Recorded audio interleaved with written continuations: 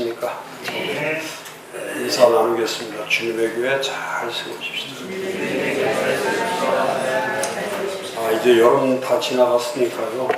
다시 정신 바짝 차려서 목회에 전념하셔야 됩니다. 할렐루야.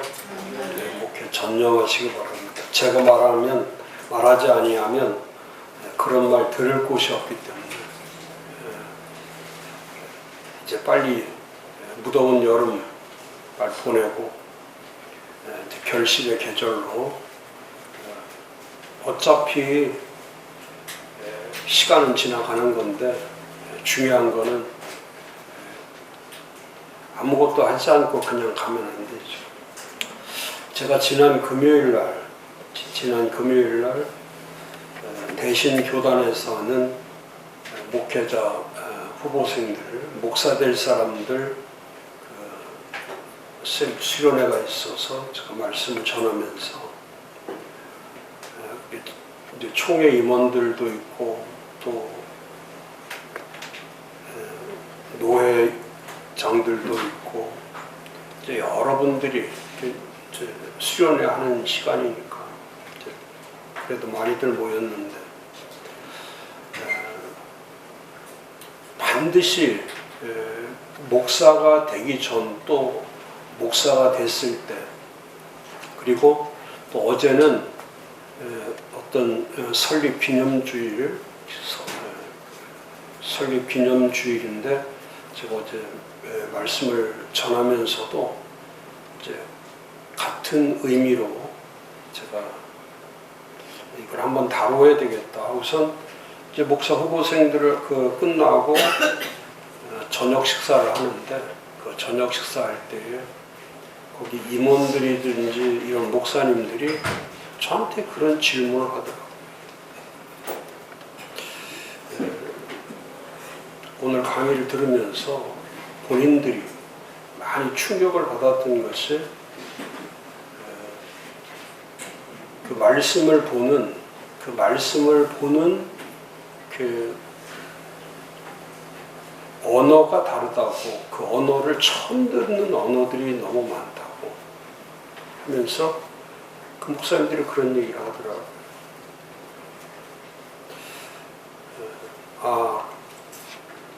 그래서 같이 식사 나누면서 한 두세 분이 식사를 나누면서 쭉 대화의 주제가 자연적으로 이제 목회에 대한 이제 주제로 흘러갈 수밖에 없죠. 근데 제 바로 옆에 이제 앉아 있는 그 임원 목사님이 저에게 자꾸 이제 그 질문을 하는 거예요. 그런 언어 훈련은 어디서 할 수 있냐. 그래서 제가 책을 많이 보시고 특히 그 교회에 대한 책들을 많이 보시면 이제 교회의 언어가 바뀌는 거다. 그러면서 이제 그분들도 그러는 거죠. 제가 이제 컨퍼런스 10월 22일 날 지금 예정일이 21일이나 22일인데 21일은 사랑의 교회에서 목회자들 초청해가지고 뭐 아이패드도 주고 스타렉스도 주고 뭐 이제 이런 거 하니까 목회자들이 한 2-3천 명이 모인다고 하니까 그럼 21일은 내가 피해야 되겠다. 결정해 놓고 자꾸 그런 얘기들을 해서 일부러 21일 날 거기 안 가고 또 이쪽 컨퍼런스에 오면은 컨퍼런스 내내 스타렉스 왔다 갔다 하고 아이패드 왔다 갔다 하고 또 현금 50만 원 왔다 갔다 하고 이러면 뭐 정신이 없는 거니까 이렇게 알려줬다고 또 21일 날 거기 가세요. 또 월요일 수업 오셔야 돼요. 그래서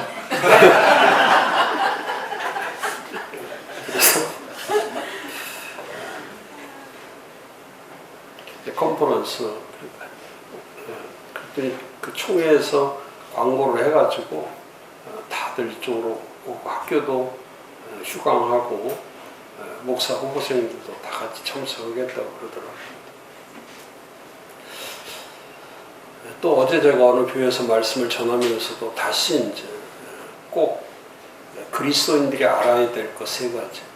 그리스도인들이 반드시 알고 그리스도인들이 분명히 알아야 될 것에 대해서 어제도 말씀을 전했는데 이제 모든 게 같은 거죠.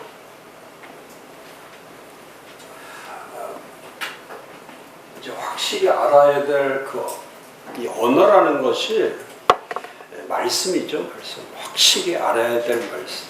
확실히 알아야 될 언어가 있습니다.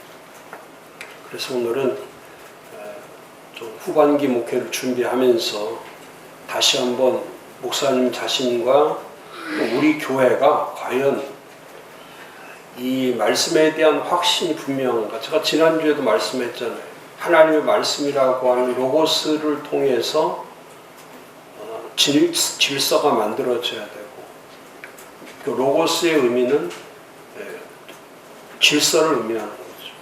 그 다음에 레마의 의미는 분별을 의미하는 거죠. 그러니까 하나님 말씀을 전하든지 들었을 때는 이게 생각에 머무르는 것이 아니고 어떤 사고에 머무르는 것이 아니라 그게 삶으로 연결되는 분명한 질서와 분명한 분별이 없으면 하나님의 말씀에 대한 의미 자체가 없는 거죠. 그러니까 말씀을 들었는데도 무질서하게 살고 말씀을 들었는데도 무분별하게 살면은 그 말씀의 의미는 아무것도 없죠. 한국 교회의 총체적인 것이 말씀이 약한 것이 아니라 그 말씀을 듣는 자들의 행함이 없는 게 죽은 거죠. 행함이 없기 때문에. 제가 자꾸 말씀드리잖아요. 한국 교회는 점점 나쁜 병에 들어가는 것이 뭐냐면 자꾸 나쁜 병에 드는 게 교회를 떠나는 사람들이 점점 많아지는 거예요. 교회를 오는 사람이 많아져야 되는데 교회를 떠나는 사람들이 많아지기 때문에.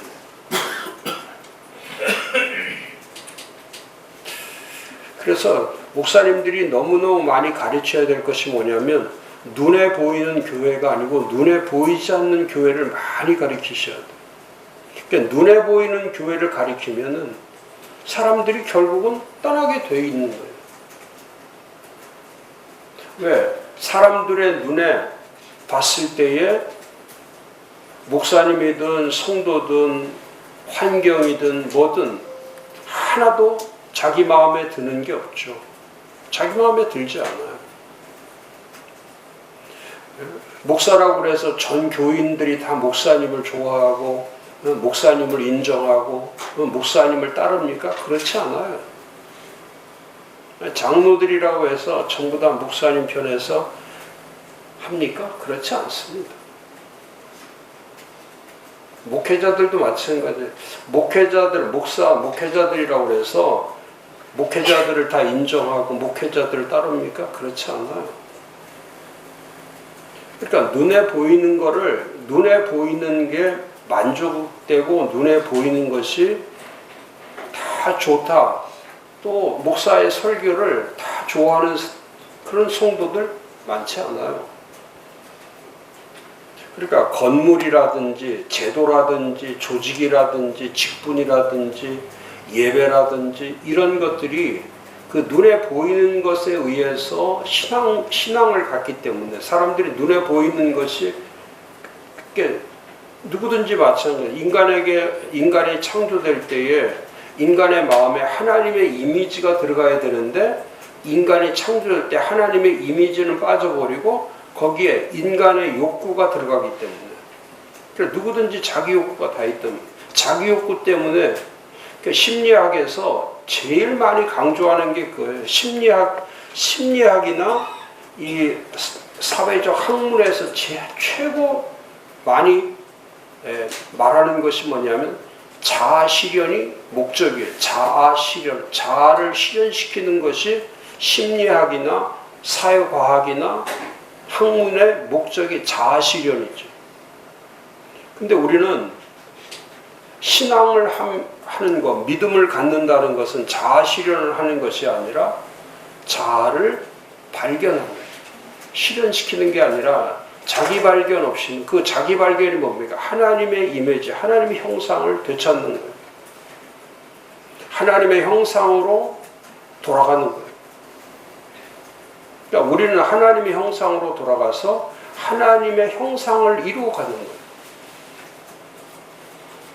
그래서 세상 사람들이 가는 길과 이 믿음의 길을 가는 길의 목적이 전혀 다르죠.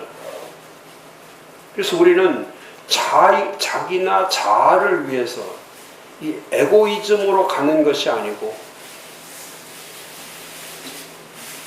자기를 부인하고 자기를 부정하고 자기를 항복하면서 주의 길을 향해서 가는 거예요. 그런데 지금 교회 안에 눈에 보이는 교회를 목적으로 삼는 사람들은 목적이 하나죠. 사람의 눈으로 교회를 보기 때문에 교회를 세울 마음이 없죠. 교회를 세우든지 교회를 잘 하나님의 뜻대로 세워갈 수 있도록 돼 있지 않죠. 그래서 그런 사람들을 향해서 눈에 보이지 않는 교회에 대한, 정말 눈에 보이지 않는 교회를 가르쳐야 돼요. 첫 번째가 그거죠. 예수 믿고 구원받은 다음에, 예수를 믿고 구원받은 다음에 그 다음 단계로 가는 것. 이게 눈에 보이지 않는 교회의 제일 중요한 게 그거죠. 자, 구원이 출발점이 되는 거예요. 구원이 출발점이 돼서 구원의 은혜에 사는 게 아니고, 구원의 감격에 사는 게 아니고, 구원의 축복에만 사는 게 아니라 그 구원받은 자들이 그 다음 단계로 나아갈 수 있는 거. 이걸 가르쳐야 돼요. 저는 그게 세 가지라고 생각해요. 첫 번째가 콜링이라고 생각해요. 첫 번째 중요한 거는 부르심입니다.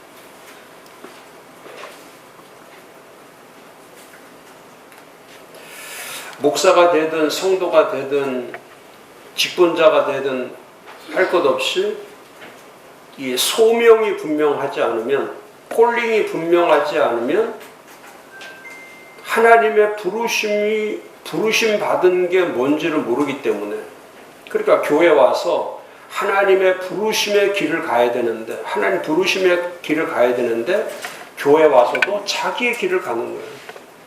자기가 가고 싶은 길을 가는 거예요. 부름 받았으면 부름 받은 길을 가야 되는데, 그러니까 사도 바울이 너무너무 많이 강조했던 게 그거예요. 자신으로부터 시작해서 늘 강조했던 거. 그 로마서 1장 1절에서도, 매 고린도전서 1장 1절에서도 늘 강조했던 게 그 예수 그리스도의 종 바울은 사도로 부르심을 받아. 그러니까 언제나 앞에 붙였던 것이 뭐냐면 부르심을 받았다는 게, 부르심을 받았다. 그러니까 부르심이라고 하는 콜링이 있으면 그 콜링을 따라가는 거예요. 사람을 따라가는 것도 아니고, 예배를 따라가는 것도 아니고, 기도를 따라가는 것도 아니고, 말씀을 따라가는 것도 아니고, 하나님의 콜링을 따라가는 거예요. 하나님의 부르심을 따라가는 거예요. 교수를 따라가는 것도 아니고, 목사를 따라가는 것도 아니고. 근데 그 콜링이 미약하면 자연적으로 그 콜링의 불확실성 때문에 복잡하죠. 주의 길을 가는 길이 단순해야 되는데 주의 길을 가는 길이 복잡해요. 콜링이 흔들리니까, 부르심이 흔들리니까. 그러니까 로마서 1장 1절에서 사도 바울이 첫 말씀을 전할 때, 자기 고백을 할 때 예수 그리스도의 종 바울은 사도로 부르심을 받아 하나님의 복음을 위하여 택정함을 입었다. 하나님의 복음을 위해서 택정함을 입은 거야. 이게 정해진 거야. 목사의 길은, 성도의 길은 정해진 길을 가는 거죠. 가면서 정하는 것이 아니고. 그러니까 사도 바울이 고린도 교회에다 말할 때 고린도 교회가 가장 약한 것이 뭐냐면 은사도 많죠. 헌신적이죠. 열정이 있죠. 말씀에 대한 사모하는 마음이 있죠. 또 헌금도 잘하죠. 뭐 모든 것에서 부족함이 없어요. 그러니까 개인으로 보면은 고린도 교인들 개인으로 보면은 조금도 부족함이 없는 그야말로 교회에서 꼭 필요한 사람들의 모임, 그런 사람들의 유형으로 돼 있죠. 그런데 그 교회에, 고린도 교회에 사도 바울이 고린도 교인들을 봤을 때에 믿음은 있다고 생각하는데 그 믿음이 더 나아가지 않는 거예요. 믿음은 있는데 은사에 머물러 있고, 믿음은 있는데 열정에 머물러 있고, 믿음은 있는데 자기들의 헌신 거기에 머물러 있는 거예요. 그러니까 그 교회를 나와서 그들이 교회 생활을 하는데 부족한 게 뭐냐면, 뭐가 부족해서 그들이 분열이 일어나고 분파가 되고 하는 이유가 믿음이 약해서 분열이 되는 게 아니고, 은사가 부족해서 분열이 되는 게 아니고, 결정적인 것이 뭐냐면 고린도 교인들이 개인은 믿음이 좋다고 하지만은 그들의 공적인 믿음, 그러니까 개인의 믿음이 아니라 공적 믿음이 잘못된 거예요. 그 공적 믿음에서 제일 중요한 게 뭐냐면 콜링이 없는 거예요. 부르심이 없는 거예요. 그러니까 고린도전서 7장 20절에 가면 각 사람은 부르심을 받은 그 부르심 그대로 지내라. 자, 각 사람을 하나님께서 부르시는데 그 부름, 콜링된 사람들은 그 부르심 그대로 다른 거 하지 말라는 게, 자기의 가고 싶은 길을 가지 말라는 거예요. 교회에서 만들어 놓은 그 길을 가는 게 아니라 하나님의 부르심의 길을 가라는 거예요. 하나님의 부르심의 길을 그대로 가라는 거예요. 그래야 분열이 일어나지 않는다는 거예요. 그래야 파벌이 일어나지 않는다는 거예요. 또 강조하죠. 7장 22절에 가면 주 안에서 부르심을 받은 자는 종이라도 주께 속한 자유인이요, 또 그와 같이 자유로 있을 때에 부르심을 받은 자는 그리스도의 종이니라. 자, 아볼로파, 게바파, 바울파, 그리스도파 이렇게 사람의 종으로 가는 게 아니고, 부르심을, 하나님의 부르심을 입은 자들은 모두가 다 그리스도의 종이라는 거예요. 모두가 그리스도의 종이에요.